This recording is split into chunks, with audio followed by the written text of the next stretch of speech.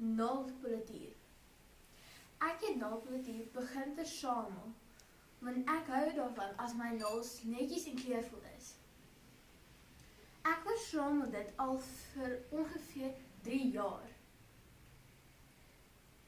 Een van my gunsteling.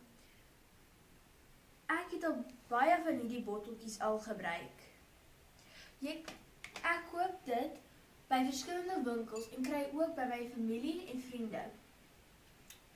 Ek berg my botteltjies veilig in hierdie sakkie.